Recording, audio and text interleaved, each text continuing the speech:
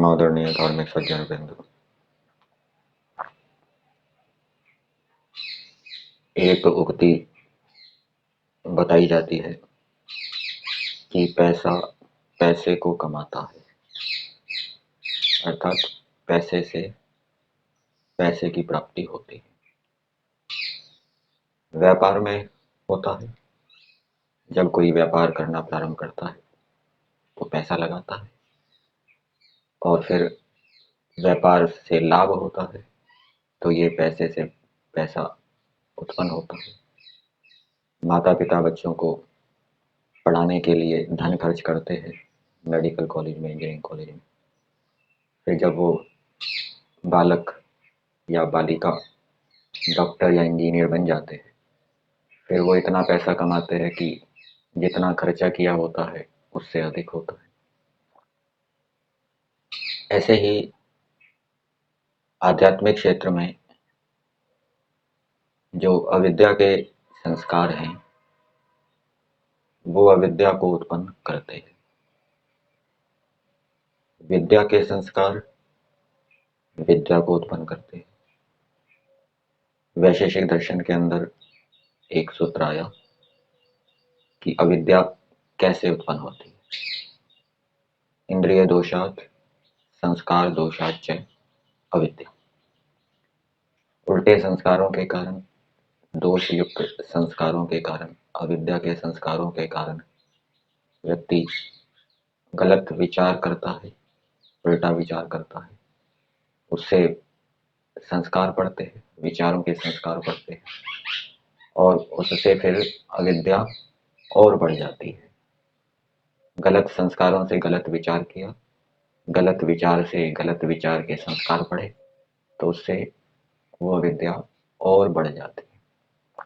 वैसे अविद्या के संस्कार जो पड़ रहे हैं नए, उसमें विचार कारण है सीधा, लेकिन परंपरा से भी कारण माना जाता है। अविद्या के संस्कारों से ही अविद्या के विचार उत्पन्न हुए और उन विचारों से फिर अविद्या के संस्कार दोबारा पड़े। ऐसे ही विद्या के संस्कारों से विद्या उत्पन्न होती है। विद्या के संस्कार होंगे तो व्यक्ति ठीक सोचेगा, ठीक विचारेगा। ठीक सोचने से, ठीक विचारने से उनके संस्कार बढ़ेंगे और उससे क्या है, विद्या बढ़ती जाएगी। बढ़ती बढ़ती वो पूर्ण विद्या को प्राप्त कर लेगा। अब हमें क्या करना है? अविद्या के संस्कार बढ़ाने हैं या विद्या के संस्कार बढ़ाने हैं? हमको विद्या के संस्कार बढ़ाने हैं, जिससे कि विद्या बढ़ते बढ़ते हम पूर्ण विद्या को प्राप्त कर लें। तो विद्या के संस्कारों को बढ़ाने के लिए अच्छे विचारों को उत्पन्न करना चाहिए, तत्व ज्ञान से युक्त विचारों को उत्पन्न करना चाहिए।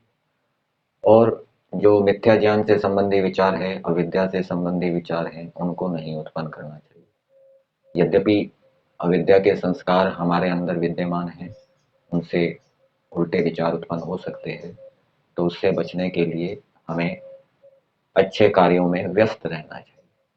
उत्तम विचारों में अपने मन को लगाए रखेंगे, उत्तम कार्यों में यदि हम लगे रहेंगे तो अविद्या के जो संस्कार हैं उनको फलीभूत होने का अवसर नहीं मिलेगा और उससे वो धीरे धीरे कमजोर होते जाएंगे।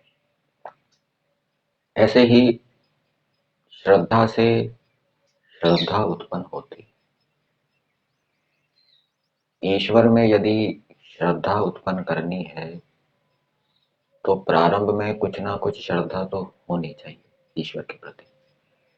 यदि ईश्वर के प्रति कुछ भी श्रद्धा नहीं होगी तो वो ईश्वर के विषय में कुछ विचार ही नहीं करेगा और कुछ विचार ना करने से उसको फिर आगे उसकी श्रद्धा बढ़ेगी नहीं। तो ईश्वर में श्रद्धा को उत्पन्न करने के लिए प्रारंभ में कुछ ईश्वर के प्रति श्रद्धा रखनी चाहिए। उस थोड़ी सी श्रद्धा से, शाब्दिक श्रद्धा से ईश्वर के विषय में विचार करना चाहिए। तो उस विचार के संस्कार पड़ेंगे तो उस संस्कार से धीरे धीरे श्रद्धा बढ़ती रहेगी।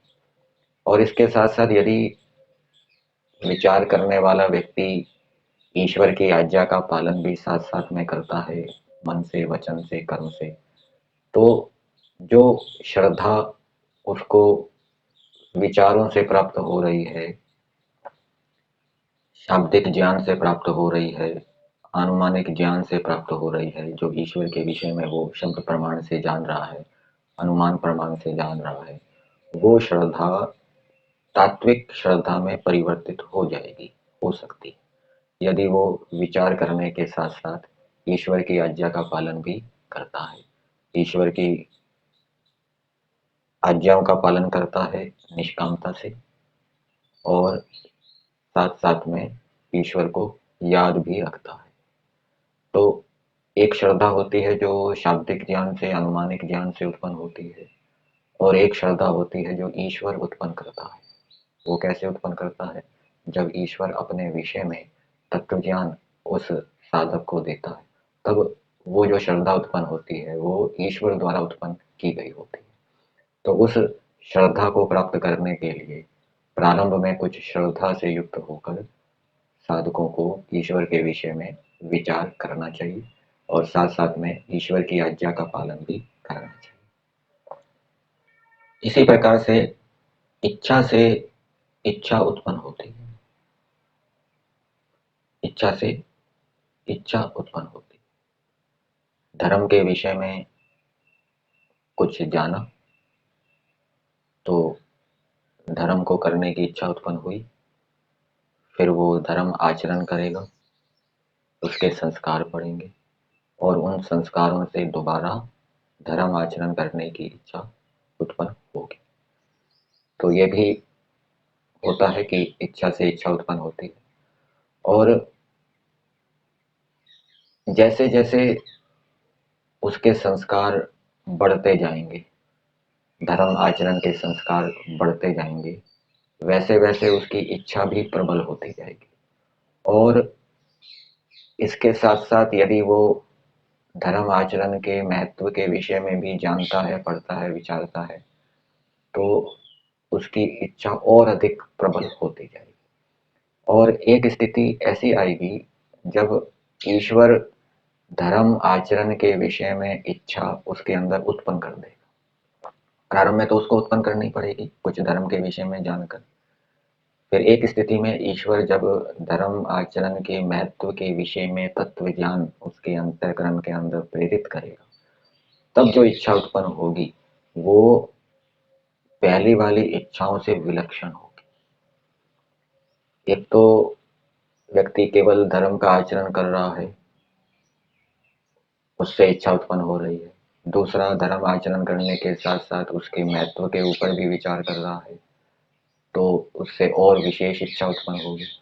और फिर जब ईश्वर की ओर से धर्म आचरण के महत्व के विषय में तत्व ज्ञान उसको मिलेगा, तब ये जो इच्छा उत्पन्न होगी, तो ये ईश्वर की ओर से उत्पन्न होगी, और ये जो इच्छा है ये विलक्षण होगी।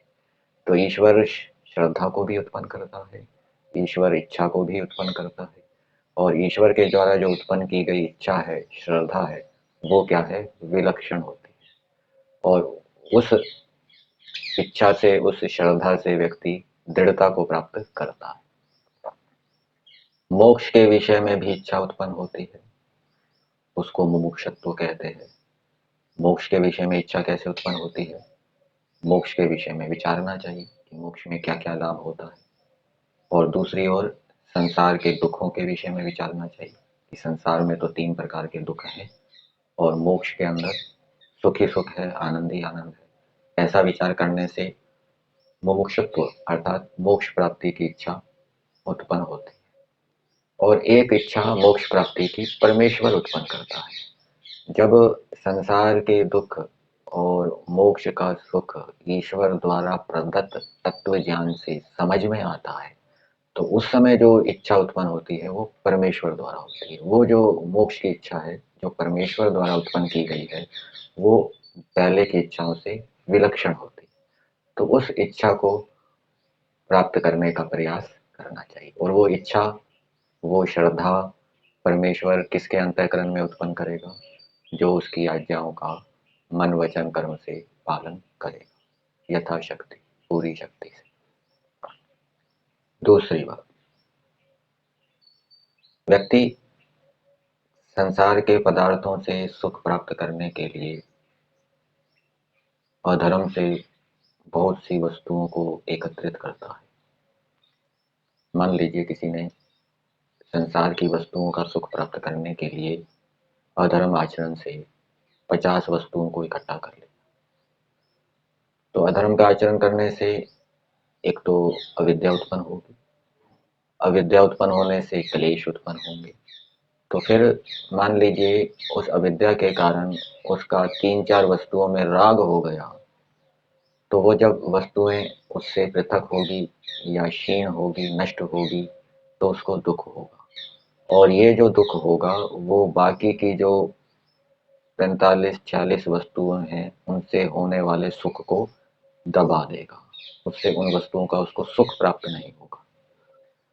अधर्म आचरण के कारण अविद्या उत्पन्न हो जाएगी। अविद्या उत्पन्न हो जाने के कारण वो शरीर के स्वास्थ्य की ओर ध्यान नहीं देगा, रोगी हो जाएगा, रोग लग जाएंगे।